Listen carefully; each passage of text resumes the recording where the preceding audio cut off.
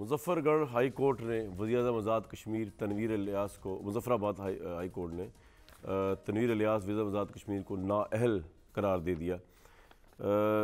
जिस ग्राउंड पे उनकी नाअहली हुई है तो खैर बड़ी सरप्राइजिंग थी। नाअहली तो बहुत सी ग्राउंड पे हर इंसान की हो सकती है। वो नाअहली इस बात पे हुई है कि वो जजों को धमकियाँ दे रहे थे और उनके धुएँ निकालने के ऐलान करते फिर रहे थे, और इसके ऊपर जो है वो उनको नाअहल करके उनको ओहदे से बरतरफ कर दिया गया। तो ये एक और पाकिस्तान का prime minister, I think Kashmir में ये पहली दफ़ा शायद हुआ होगा कि कोर्ट से जो है वो किसी को निकाला गया है, के ज़रिए निकाला गया। पाकिस्तान में खैर अक्सर प्राइम मिनिस्टर जो है वो निकलते रहते हैं। नवाज शरीफ साहब निकले, यूसुफ रज़ा गिलानी साहब निकले, भुट्टो साहब को तो टांग ही दिया गया।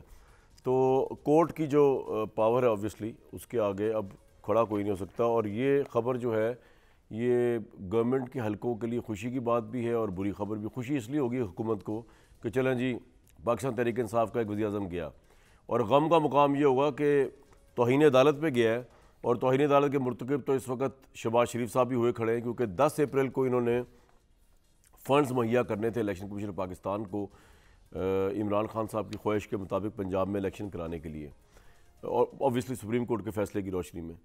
तो वो इलेक्शन कमीशन ने ख़त लिख दिया है। उन्होंने कहा कि जनाब पंजाब के इंतखाबात के लिए ना फ़ंड्स दिए हुकूमत ने, ना ही मतलूबा सिक्योरिटी दी है। 21 अरब रुपए फ़राहम करने थे, वो फ़राहम नहीं किए हुकूमत ने। फ़ंड जारी करने के बजाय मामले को प्रोसीजर में डाल दिया। मतलब प्रोसीजर से मुराद जो अभी हुकूमत कह रही है जी अब पार्लियामेंट में, कल भी बड़ा हैरान था कि यार पार्लियामेंट का क्या लेना देना है फाइनेंस के किसी बिल को पास या डिसअप्रूव को। ये कोई बजट तो नहीं पास हो रहा, ये तो आपने एक आपको कहा गया आपने रकम निकाल के देनी है। ये तो गवर्नमेंट की अपनी अथॉरिटी, गवर्नमेंट की अपनी मर्जी है, गवर्नमेंट की कस्टडी में है ख़जाना। तो ये गवर्नमेंट ने पूरा जो रेफ़र कर दिया पार्लियामेंट को, ऑब्वियसली चालाकी है उनकी, जैसे मैंने कल भी बताया दोबारा बता देता हूँ। हुकूमत की चालाकी ये है कि जी तौहीन अदालत शहबाज शरीफ पे ना लगे, तौहीन अदालत जो है कैबिनेट पे ना लगे, तौहीन अदालत लगे तो पूरी पार्लियामेंट के ऊपर लगे। लेकिन जज साहब तो ये भी कह सकते हैं कि भाई ये जो आपने पार्लियामेंट में भेजा इसका हमसे कोई ताल्लुक नहीं है। आपने as a government, as the prime minister 14 मई के इलेक्शन को स्मूथ करने के लिए इलेक्शन कमीशन को पैसे देने थे, आपने क्यों नहीं दिए? आप तनवीर इलियास की तरह तौहीन अदालत में धर लिए जाते हैं, ये हो सकता है। लेकिन इन्होंने चालाकी चली, इन्होंने मामला डाल दिया सारा पार्लियामेंट में। पंजाब की निगरान हुकूमत इलेक्शन कमीशन कह रही है, कहना है कि सिक्योरिटी के लिए सिर्फ 75,000 एहलकार दिए जा सकते हैं। पंजाब में इंतखाबात के लिए 3 लाख एहलकारों की कमी है। ये रिपोर्ट भिजवा दी गई है। ये रिपोर्ट जवाब है उस फैसले का इलेक्शन कमीशन की जानिब से जो आला अदलिया के 3 मोअज़्ज़ज़ जजेस ने दिया। इसको जवाब हुकूमत की तरफ समझा जाए, इलेक्शन कमीशन की तरफ समझा जाए, ये तो फैसला सुप्रीम कोर्ट करेगी। लेकिन वेरी क्लियरली ये सिस्टम जो है ये डीरेल होता नज़र आ रहा है। यहाँ इलेक्शन हो जाए तब भी क़यामत और तबाही है सियासी तौर पे, इलेक्शन ना हो तब भी। और हमने 1971 में भी देखा था, एक इलेक्शन नहीं हो रहा था पहले, और फिर जब हुआ 20-25 साल के बाद जब हुआ तो उसके बाद भी उसके रिज़ल्ट को लेकर फिर मुल्क तकसीम हुआ। तो ये मुल्क के लिए इलेक्शन जो है ना, अभी तक तो खैर की खबर ला नहीं सका जब से ये मुल्क आज़ाद हुआ है। इस मुल्क के अंदर आइन के तहत जितने इलेक्शन हुए उनके नए से नए रंग निकले। और अब तो ये हो रहा है कि अगर ये इलेक्शन हो जाता है तब इसकी क्या कभी हाथ है या इसके अंदर क्या क्या ख़राबी है, और इलेक्शन अगर नहीं होता तो क्या ख़राबी हैं। तो नो विन सिचुएशन है। और इसकी वजूहात ऑब्वियसली इमरान खान साहब अगर पावर में आते हैं तो जो उन्होंने जंग शुरू की हुई इदारों के साथ, इस मुल्क की जमहूरियत और इस मुल्क के सिस्टम का क्या होगा। और अगर इलेक्शन नहीं होते और पाकिस्तान के सबसे पॉपुलर लीडर इमरान खान को इलेक्शन में आने का मौका नहीं दिया जाता तो ऑब्वियसली उससे क्या नुकसानात होंगे इस पूरे सियासी कल्चर में। ये तमाम चीज़ें जो है ना, ये असल बात है, असल टॉपिक है। बाकी छोटी मोटी चीज़ें हैं। डार साहब अभी अब पछता तो आप रहे होंगे कि यार हमने क्यों अपनी असम्बलियाँ तोड़ी।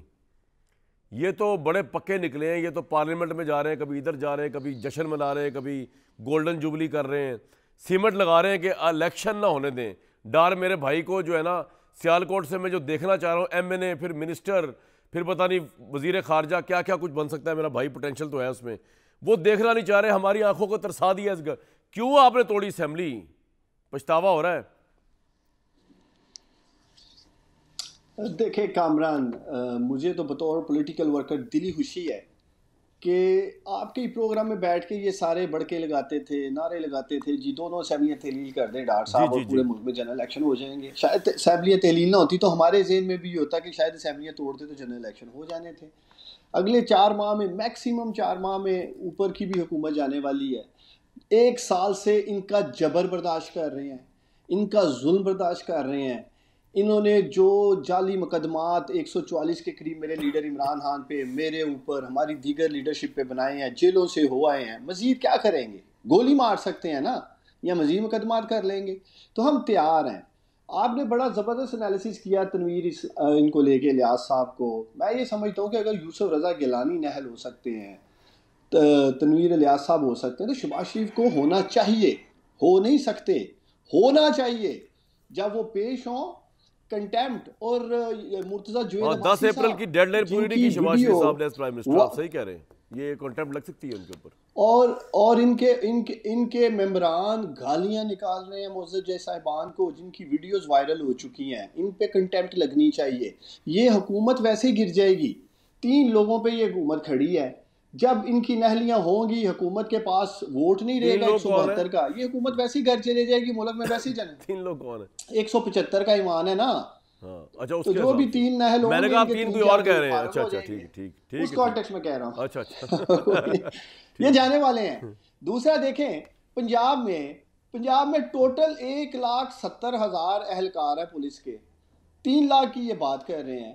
55% पोलिंग स्टेशन पे पुरअमन माहौल है। ये खुद इलेक्शन कमीशन ऑफ पाकिस्तान लिख के दे। लेकिन उस्मान भाई भी एक बात बताएं, वो आपकी सारी बातें, मैं तो आपकी सर मेरी बात सुने, मैं पिछले 2 दिन से यही चीख चीख के कह रहा हूँ कि ये इलेक्शन से भाग रहे हैं, ये भाग रहे हैं, ये जानबूझ के भाग रहे हैं। इनको पता है इमरान खान जीत जाएगा, पीडीएम को पता है।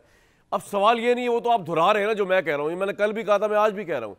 पॉइंट ये कि अब आप क्या करेंगे? असल लोगों को अगली बात बताएं ना। ये पिछली बातें सब पता है लोगों को, वो लोग बोर हो जाते हैं मेरी और आपकी बातें बार बार सुन के वो वाली। ये तो मैं कह रहा हूं 2 दिन से, आप भी कह रहे हैं। अब अगर ये इलेक्शन नहीं करेंगे, आप क्या करेंगे? ये बताएं मेरे भाई।